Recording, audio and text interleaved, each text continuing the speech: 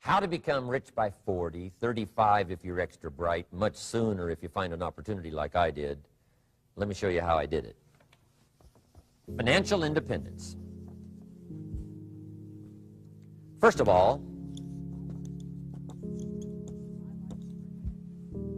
I like the phrase financial independence. Some people are a little bit concerned about using the word becoming rich or becoming wealthy, and I can understand that. I struggled a little bit with this. Is it okay to go for becoming rich, go for becoming wealthy? And maybe that's a bit too strong a word or strong a term. So here's what I've come up with that I think is comfortable for me, and that is how to become financially independent. I think it's every person's heritage here, especially in America, to become financially independent. Now, let me give you my definition of financial independence. Financial independence is the ability to live from the income of your own personal resources. Financial independence. Now, it depends on how you want to live. If you need $2,000, $3,000 a month, if you need $4,000 or $5,000 a month, if you need $10,000 a month, some people may need, $100,000 a month. But whatever you would need to live, and you could earn that living from the income of your own personal resources, that's what I call financial freedom, financial independence. And let me show you how to acquire it. If you start at age 15, between ages 15 and 35 is 20 years, and in my personal opinion, based on my own studies and my own experience, 20 years, in my opinion, is enough time to become financially independent. If you're not, you don't live in the wrong country. Probably what's happened is you have the wrong plan. And it's easy to be a nice person with the wrong plan. I found that when I was 25 years old. I was broke at age 25, and I was a nice guy. You would have liked me. But I'm telling you, my plans up until then, especially my financial plan, left me broke. I totally changed it the next 6 years, and I became financially independent. So I know what I'm talking about. It is possible in a reasonable amount of time, 15 to 35, whatever, 20 years time, enough time. You can do it in a much shorter period of time, like I did if you want to. But this is a reasonable enough time. But here's number one. First of all, you got to have the right philosophy.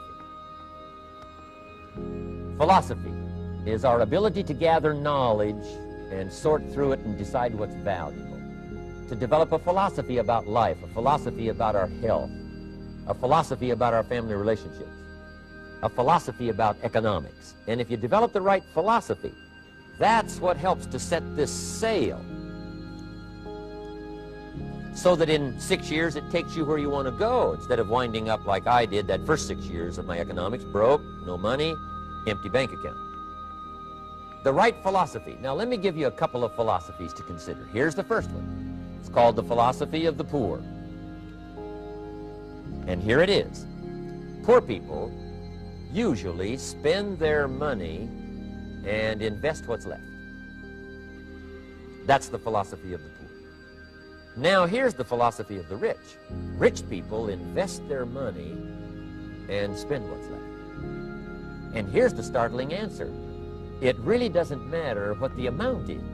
What's most important is not the amount. What's really important is the philosophy. So I would ask you to adopt this philosophy of spending after you have invested. Invest first, then spend. And I've got a little formula that I'm going to share with you. Now, what should a child do with a dollar? I mean, there's a lot of debate going on, I'm sure, across the country on what a child should do with a dollar. Here's one opinion. It's only a child and it's only a dollar. What difference does it make? Well, in my opinion, it makes all the difference in the world. A person's economic future starts with a child with a dollar. Somebody says, oh, no, you're only young once. Let him spend it all. Well, when would you hope that would stop? Somebody says, well, wait till he's 50 and broke like me, and then he'll learn. Well, no, we don't want to wait that long. If I would have known earlier than age 25, I would have changed. In high school, if they would have had classes called Wealth 1, Wealth 2, I'd have taken both classes. I would not have waited until age 25. So, the earlier the better. So, what should a child do with a dollar? Here's the simple premise to begin with. Don't spend it all. And if a child wants to spend the whole dollar, you got to say, hey, don't spend it all. Don't spend it all. They'll say, why not? It's my dollar. I earned it. You say, I know you earned it, but don't spend it all. They'll still say, why not? Say, let me show you why not. So you put them in your car, take them to the other side of town, and show them where people live that spend the whole dollar. Just drive them around. Kids learn best by visual. Just drive around and say, would you like to live here? Kid says, no. Would you like to live like these people live? Kid says, no, no. Then you can't spend the whole dollar. So kids will get the message. So, you know, take them to the other side of town and show them around, unless you already live there, and then just show them around. Anyway, don't spend the whole dollar. Now, let me give you my best view of what to do with the dollar. And I promise you, if you started at age 15, now if you're over 15, right, you've still got plenty of time. You still got 20 years. You know, if you're 30, you've still got 20 years. I mean, you know, you still got plenty of time to start what I'm about to share with you. What to do with the dollar. Here's my first bit of advice. Never spend more than 70 cents. Never spend more than 70 cents. Now, you got to pick some number, and the number you pick is going to be determined by your philosophy. It's going to be determined by what you've been taught or your experience teaching yourself. When I first met my teacher, Mr. Schoaf, I was at about 110% of each dollar. You know, I'm down at Budget Finance, hawking my furniture in my car one more time. And then I learned a whole better formula for financial independence. Number one, don't spend more than 70 cents. Now, kids say to me, well, okay, what do I do with the other 30 cents? And here's what I teach them. 10 cents for charity. Charity or church, or helping people that can't help themselves. 10 cents to support worthy projects. Projects that you feel good about. 10 cents out of every dollar.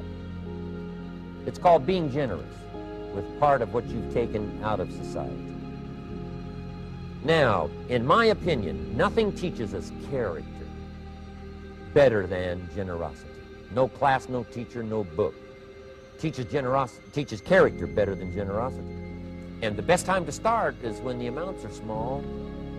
And I know if kids learn these lessons well, they'll give a dime out of a dollar, help people that can't help themselves, support worthy projects. Or if you belong to a church, they teach tithe, peace of. That's very important.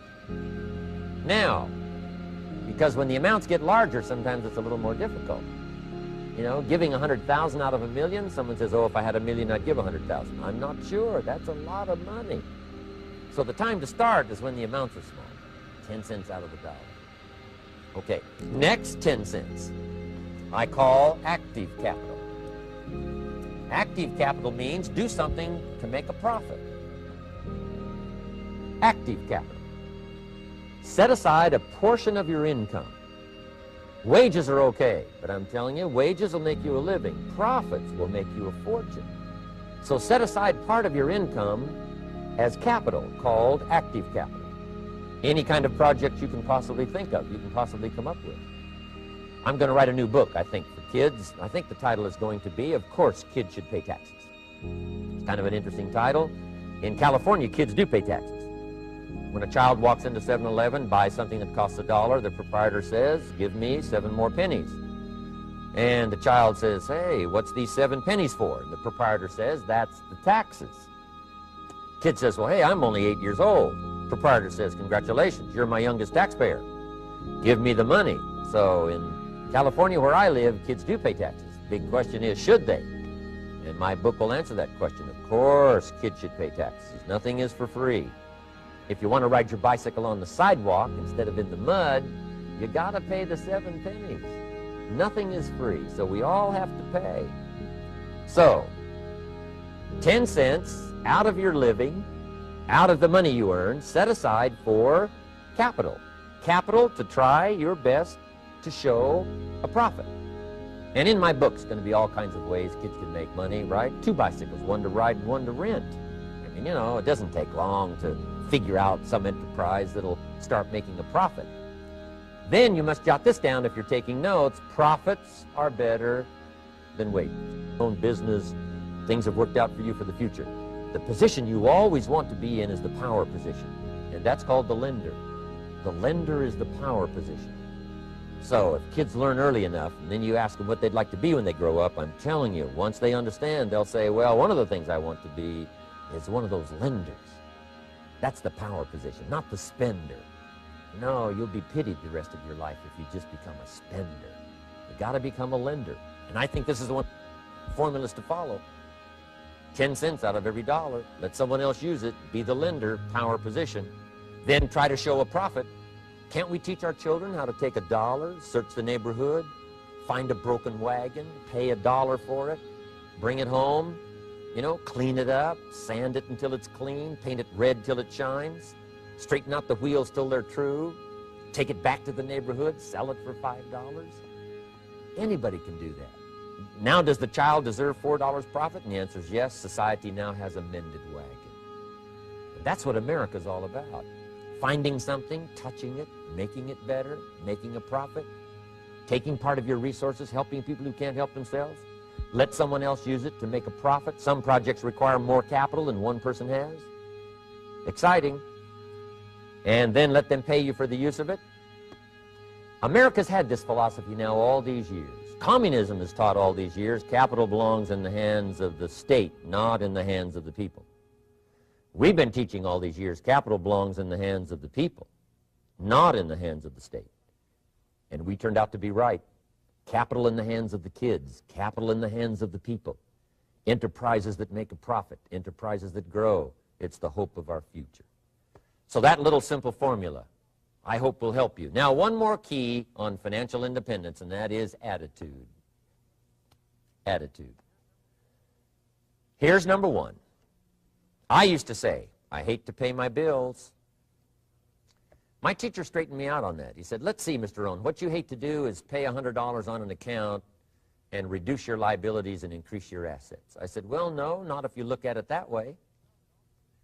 He said, well, it all depends on how you look at it. So wouldn't you love to pay your bills, reduce your liabilities, increase your assets? You got to have that kind of attitude. I found out the same attitude about taxes. I used to say, I hate to pay my taxes. And Mr. Shove said, well, that's one way to live. But don't you understand? Taxes is how we care and feed the goose that lays the golden eggs. Wouldn't you want to do your share? Someone says, yes, but the goose eats too much. Probably true. But hey, we all eat too much. We all need to go on a diet. Better a fat goose than no goose. So I finally became a happy taxpayer. Now, I think taxes are too high, so I'm working to get taxes lowered for our economic future. But then whatever they turn out to be, I gladly pay, do my part, because that's what makes the whole system run, each of us doing our part. Now, I want these three subjects to be valuable for you. I want them to have meaning for you. I want you someday to be financially independent. I want you to have the personal development so that you feel good about yourself.